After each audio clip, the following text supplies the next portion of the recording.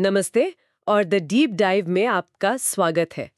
आज हम कुछ ऐसी खबरों की गहराई में उतरेंगे जो यूपीएससी, सीजीपीएससी और एमपीपीएससी जैसी परीक्षाओं की तैयारी करने वालों के लिए बहुत बहुत ज़रूरी हैं।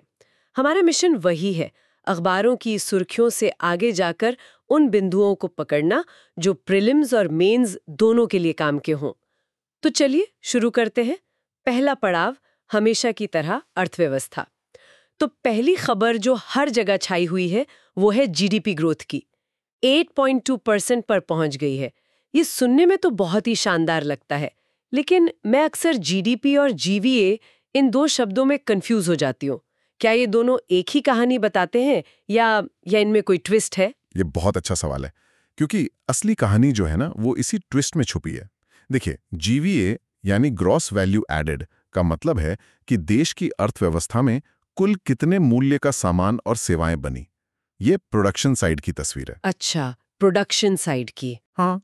और जीडीपी यानी ग्रॉस डोमेस्टिक प्रोडक्ट उस सामान का बाजार मूल्य है, मतलब कि मार्केट में वो असल में कितने का बिका। ओके, तो एक तरह से एक प्रोडक्शन कॉस्ट जैसा हो गया और दूसरा मार्केट प्राइस जैसा। बिल्कुल। तो फिर जीवीए से जीडीपी तक हम पहुंचते कैसे हैं? इसका एक सीधा सा फॉर्मूला है। जीडीपी जो है वो होता है जीवीए, और उसमें हम जोड़ते हैं उत्पादों पर लगे टैक्स और घटाते हैं सरकार से मिली सब्सिडी। अच्छा, हाँ, और इसी टैक्स और सब्सिडी के फर्क को नेट टैक्स कहते हैं। समझ गई। तो अब यहाँ एक बहुत दिलचस्प सवाल बनता है, खासकर मेंस के पर्सपेक्टिव से। मान लीजिए इकोनॉमी में प्रोडक्शन यानी जीवीए तो बढ़ रहा है, लेकिन सरकार किसानों को या फ्यूल पर बहुत ज्यादा सब्सिडी देना शुरू कर दे, तब इन आंकड़ों पर क्या असर पड़ेगा? यही वो बारीकी है जिसे समझना बहुत जरूरी है। अगर सब्सिडी बहुत ज्यादा बढ़ जाती है तो हमारे फॉर्मूले में नेट टैक्स वाला हिस्सा कम हो जाएगा, है ना? हाँ, कम हो जाएगा या नेगेटिव भी हो सकता है। बिल्कुल। तो इसका मतलब जीवीए में जुड़ने वाली रकम घट जाएगी। नतीजा ये होगा कि जीवीए ग्रोथ रेट के मजबूत होने के बावजूद हेडलाइन जीडीपी ग्रोथ रेट उससे कम दिखेगी।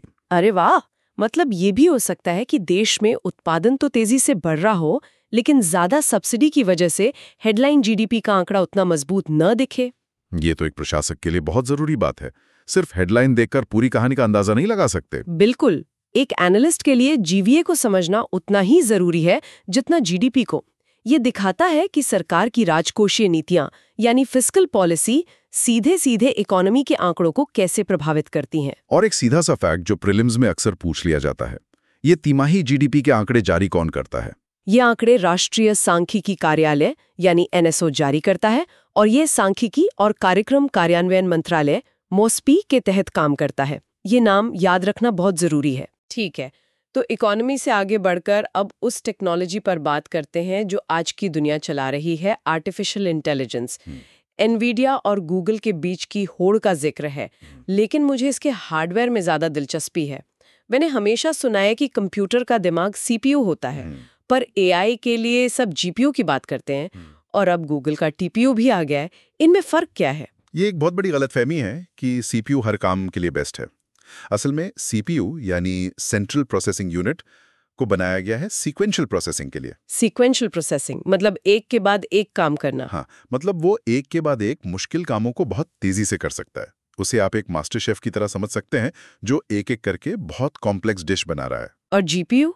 मैं तो उसे सिर्फ वीडियो गेम्स के लिए जानती थी। और यही सबसे मजेदार बात है। जीपीयू यानी ग्राफिक्स प्रोसेसिंग यूनिट को डिजाइन किया गया है पैरेलल प्रोसेसिंग के लिए। पैरेलल? हाँ, मतलब एक साथ बहुत सारे काम। हाँ बिल्कुल। वो एक साथ हजारों छोटे छोटे काम कर सकता है, जैसे किसी तस्वीर के हर पिक्सल को एक साथ रेंडर करना। एआई मॉडल की ट्रेनिंग में भी ठीक ऐसे ही लाखों गणनाओं को एक साथ करना पड़ता है। इसलिए एआई के लिए जीपीयू सीपीयू से कहीं ज्यादा तेज और कारगर है। क्या बढ़िया एनोलॉजी है। तो सीपीयू एक मास्टर शेफ है और जीपीयू 1000 शेफ की फौज है जो एक साथ सिर्फ सब्जियां काट रही हैं। हाँ, एकदम सही। तो फिर ये टीपीयू यानी टेंसर प्रोसेसिंग यूनिट क्या भला है?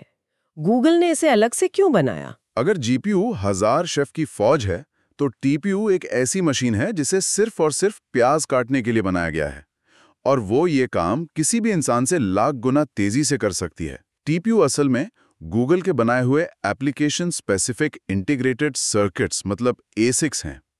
उन्हें सिर्फ एक ही काम के लिए बनाया गया है, मशीन लर्निंग के गणितीय ऑपरेशंस को तेज करना। तो ये स्पेशलाइजेशन बनाम जनरलाइजेशन का क्लासिक केस हो गया।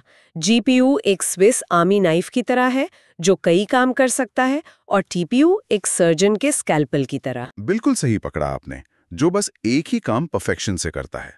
टीपीयू को न्यूरल नेटवर्क में इस्तेमाल होने वाले खास मैट्रिक्स ऑपरेशंस के लिए ही कस्टमाइज किया गया है। टेक्नोलॉजी की ये रेस कई नैतिक सवाल भी खड़े करती है, और नैतिकता और कानून की बात करें तो सबसे गहरे सवालों में से एक है जीवन के अंत का सवाल। सुप्रीम कोर्ट के एक फैसले का जिक्र है जिसमें गरिमा के साथ मृत्यु के अधिकार यानी right to die with dignity को अनुच्छेद 21 के तहत एक मौलिक अधिकार माना गया है। ये सुनने में बहुत बड़ा बयान लगता है, इसका असली मतलब क्या है? ये वाकई एक ऐतिहासिक फैसला है। 2018 में कॉमन कॉज बनाम भारत संघ मामले में आया था। सुप्रीम कोर्ट ने कहा कि अनुच्छेद 21 जो जीवन का अधिकार देता है, उसका मतलब सिर्फ सांस लेते रहना नहीं है, बल्कि गरिमा के साथ जीना है, और ये गरिमा जीवन के अंत तक बनी रहनी चाहिए। तो गरिमा के साथ मरने का अधिकार भी इसी में शामिल है? हाँ। ठीक है, तो अगर ये एक मौलिक अधिकार है तो इसका जमीनी स्तर पर क्या मतलब है? मान लीजिए किसी ने पहले से एक लिविंग विल बना रखी है, तो क्या भारत में एक्टिव यूथनेजिया यानी सक्रिय इच्छा मृत्यु कानूनी हो जाती है? यहीं पर एक बहुत जरूरी अंतर समझना होगा, और प्रीलिम्स में अक्सर यहीं पर सवाल फंसता है। भारत में सुप्रीम कोर्ट ने सिर्फ पैसिव यूथनेशिया को कानूनी मान्यता दी है। पैसिव और एक्टिव, इसमें क्या फर्क है? देखिए, पैसिव यूथनेशिया का मतलब है लाइफ सपोर्ट सिस्टम जैसे वेंटिलेटर को हटा लेना ताकि मृत्यु प्राकृतिक रूप से हो सके। इसमें बाहर से कुछ करके जीवन को समाप्त नहीं किया जा रहा। अच्छा। जबकि एक्टिव यूथनेशिया में जानबूझ पर कोई घातक इंजेक्शन या दवा दी जाती है। एक्टिव यूथनेशिया आज भी भारत में अवैध है और हत्या के बराबर माना जा सकता है। अच्छा, तो लिविंग विल सिर्फ पैसिव यूथनेशिया के लिए काम करती है। ये एक तरह से मरीज का निर्देश है कि अगर मैं ऐसी हालत में पहुंच जाऊं जहां से वापसी मुमकिन नहीं, तो मुझे मशीनों के सहारे जिंदा मत रखना। बिल्कुल।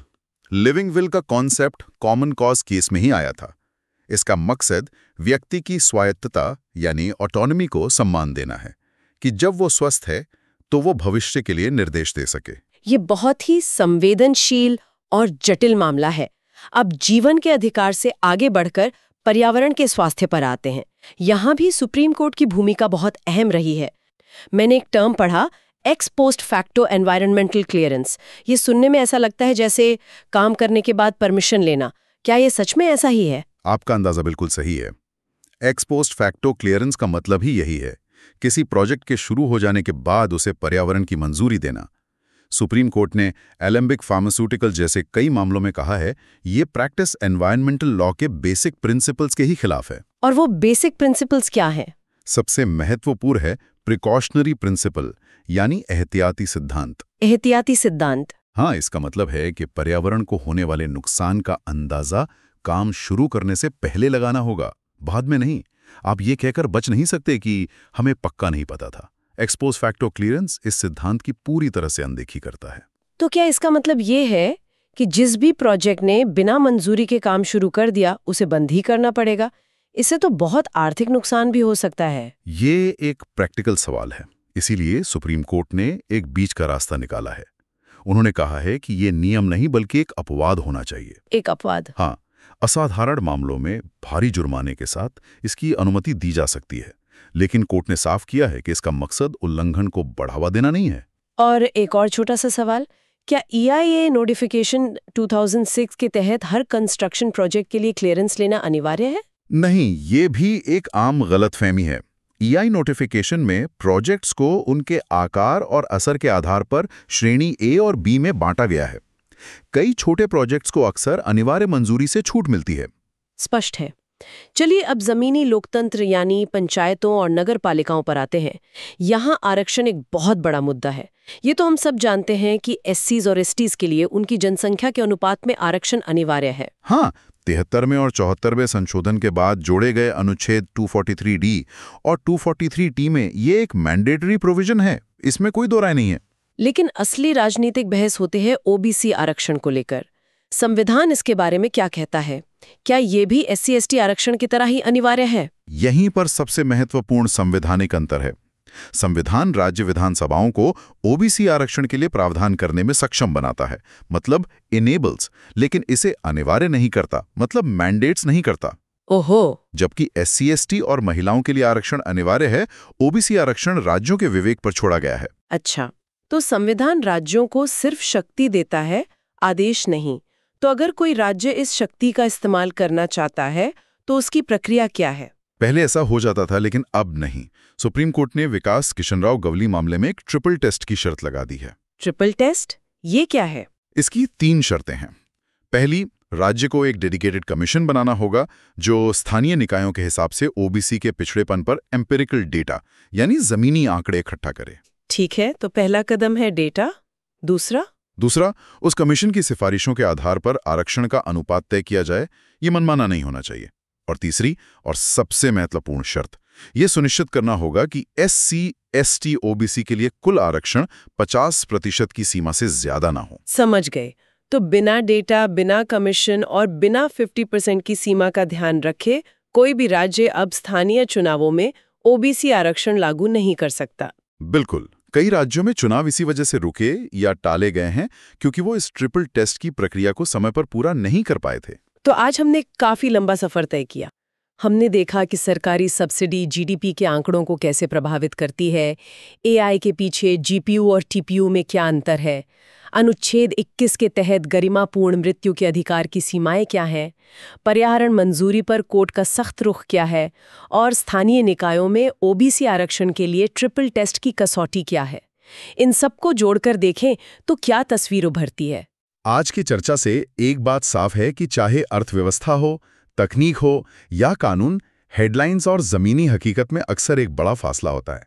सिद्धांत और व्यवहार के बीच एक महीन रेखा होती है और एक अच्छे प्रशासक को उसी रेखा को समझना होता है। और हमारे श्रोताओं के लिए कोई आखिरी विचार जिस पर वो और सोच सकें? हाँ, एक विचार जरूर है। आज हमने जिन 5 विषयों पर बात की, उनमें से 4 में सुप्रीम कोर्ट की व्याख्या या फैसले की केंद्रीय भूमिका रही है। यह हमें सोचने पर मजबूर करता है कि भारत के गवर्नेंस मॉडल में न्यायिक समीक्षा मतलब जुडिशियल रिव्यू और न्यायिक सक्रियता जुडिशियल एक्टिविज्म की सीमाएं क्या हैं। क्या ये लोकतंत्र के अन्य स्तंभों के काम में एक जरूरी सुधार है या फिर अपने अधिकार क्षेत्र से आगे बढ़ना? इस सवाल का कोई आसान जवाब नहीं है, लेकिन इस पर विचार करना बहुत जरूरी है।